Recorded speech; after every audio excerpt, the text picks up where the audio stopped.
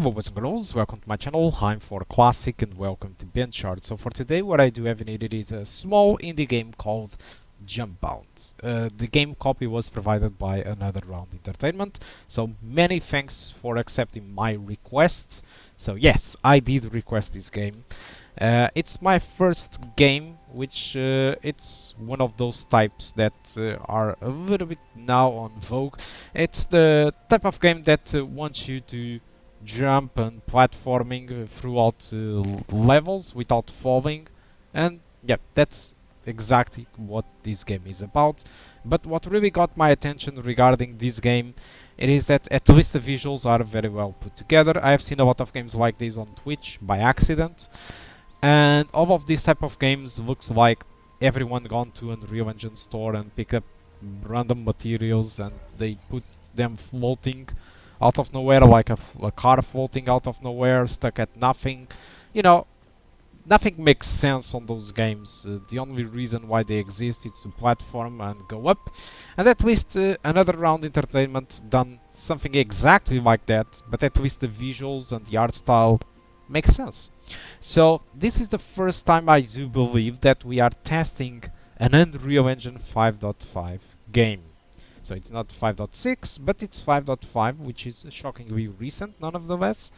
And what I've talked very briefly with Another Round is that they were interested in me try. I mean, I did request a key for the game. And I said that I wanted to benchmark the game. I was very honest, and they replied that they were interested to see the results of this benchmark, because they spent a lot of time, or they spent at least some time, optimizing the game so that it was able to run with a GTX 1060 with a decent frame rate and decent consistency. And while this game is not doing anything new, nothing is complex in here, there is no day and night cycle, I do believe. There is no artificial intelligence in here, so it's just a map with a very good vistas and good graphics. But still, we know Unreal Engine, we know how the developers are, and what I'm seeing in here is a game that doesn't stutter. Not even a single blip, not even a traversal stutter. Yeah, I just tested the game throughout 2 minutes, it's true, but throughout these 2 minutes I always clear the shader cache in between settings that I did tried, and I didn't encounter a single stutter, which was shocking. So we just ended the testing with 1080p. My performance was above than 60 easily, okay, with maximum settings, and I didn't get any single stutter. Not reversal, not shaders, not everything. It was just pure perfection. So I don't know, I just want to give a big kudos to this developer team, because I mean, it's a small studio for sure, but it nailed it how to make Unreal Engine not stutter. So I think big developer teams should learn from these guys, honestly. But yeah, we are here to talk about performance on the RX 6700 XT, and I'm here just praising the optimization of this game. Okay, so like I said, 1080p maximum settings, it was just fine. For 1440p, you are looking at the moment at the high settings. So the only thing I did decrease, it was motion blur from very high to high, and anti-aliasing from very high to high. I'm not really sure what type of anti-aliasing it is being used in here. I'm going to assume it's TSR, and that dropping from epic to high, it just either moves back to TAA or either continues to use TSR, but in a less demanding form, because as I know, there are two different presets inside TSR, one with a higher quality and one with less quality, and then you have the scaling, but none of that is actually available in here, and that's something that I want to point out as an improvement for the developer team to do in the future, despite I don't think that this game really needs it, none of the rest. But as you can see, 1440p high settings, it is providing a very good result too. Again, no stutters, performance above than 60 easily, 1% lows at 59, but at the end of this video it is 60. Keep in mind that I'm using software to recording, which causes a little bit more impact in both CPU, GPU, so performance can be slightly better. Not really at all. I mean, software recordings nowadays are just fine, but still, It's another thing that it is pushing a little bit the performance. And now I just want to show you how it runs with the very high on the anti-aliasing and very high on the motion blur. I know that most of the people probably will disable motion blur because most of the people don't enjoy these type of effects. But again, it also runs mostly above than 60, but you can see some drops below than 60. So I think it's a good setting. If you have a VRR screen, I mean a FreeSync screen or display, and you want to play this game with an RX 6700 XT, you just can use it with the maximum settings at 1440p because you won't be noticing those drops, okay? Because they are not very big drops. It's very consistent. It stays above than 50 nonetheless. So I guess pretty much any FreeSync screen can deal with this easily, okay? So, and now let's move on to 4K. So when it comes to 4K, my recommendation is a little bit different in that sense. I do recommend you to go with the median settings and use global illumination at low. Global illumination, I do believe this is nanite, okay? And I don't think that using low we are actually disabling it. I think it takes part of this game, so they don't allow us to disable it, at least not through the official settings menu. And using low, it just decreases the precision of the nanite. Oh my god, not nanite, I mean lumen. Lumen, okay, forget about nanite. Nanite is the load management system, the virtualization geometry of Unreal Engine 5. I really meant about lumen, which is the software global illumination, or hardware, depending on what you're using. We are referring to lumen, okay, the global illumination system behind Unreal Engine 5, okay, and decreasing from high to low, it gives you a couple of frames. In my case, it was pretty much 9 to 10 extra frames, which actually makes a big difference when it comes to performance. And honestly, visually, the difference is not really that much, okay. The game still looks pretty much the same, at least on my eyes, and it runs great at these median settings. So as usual, I always tried other possible settings that you can use. Okay, so 4K on the eye settings, I think it's a plausible setting if you have a variable refresh rate screen, a VRR screen, a FreeSync screen, whatever that you are using, because most of your frame rate stays above than 45. So if you have a good variable refresh rate screen, I think 4K high settings will definitely work out well for that.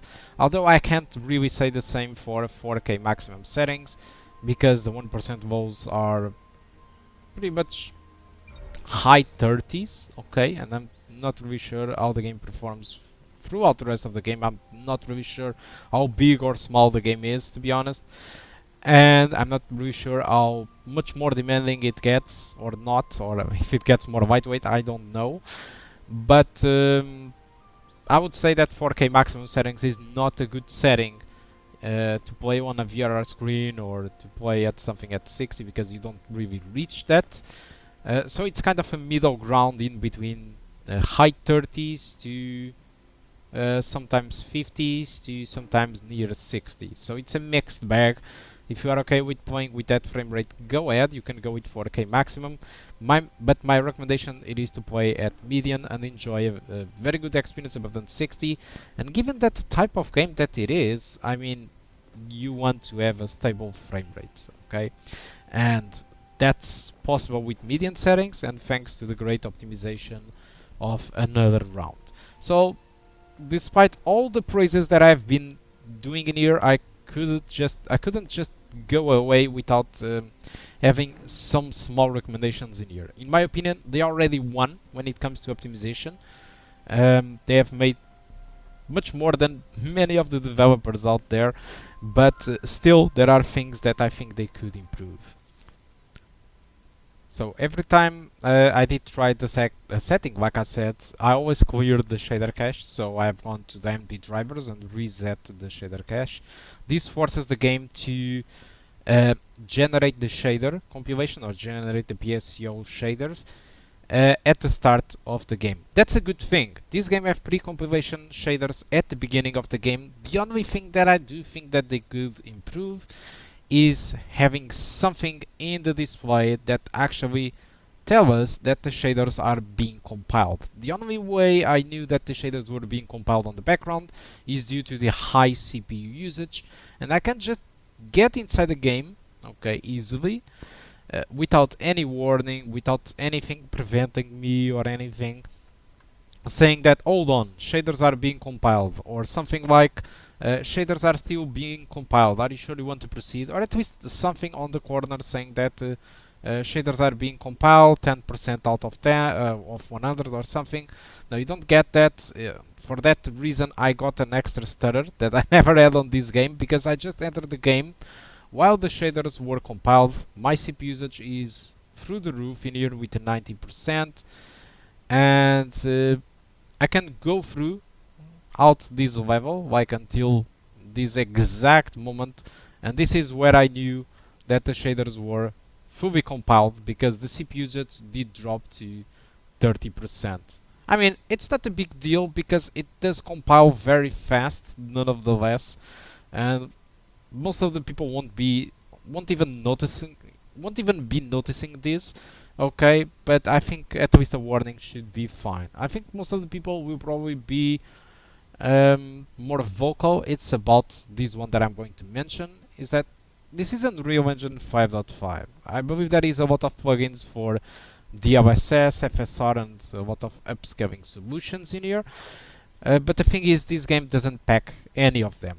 It certainly packs TSR because it's included on the Unreal. So the only thing I would like to see in here, it would be a slider for TSR, or at least something like TSR quality balanced, or something like that, like presets for using upscaling solutions, because this game doesn't have like any form of upscaling. At least it's not really explanatory, alright, if there is in here. But kudos for them for including a FLOV var, which can grant you up to 120, which is like this, which is insane. Some people play like this, and you can go from 120 to 60, okay, and allows you to customize crosshairs in case you wanted. So I think those two improvements that I've mentioned are really small stuff. I think the best one is really the upscaling. I just think they should add like an option on the graphics menu to adjust like the internal resolution, and that's it. I don't think they need to include the OSS or FSR. I think TSR is pretty good, and you don't really need to have the best solution of it all, because this is a very small indie title, so I don't think it makes a difference.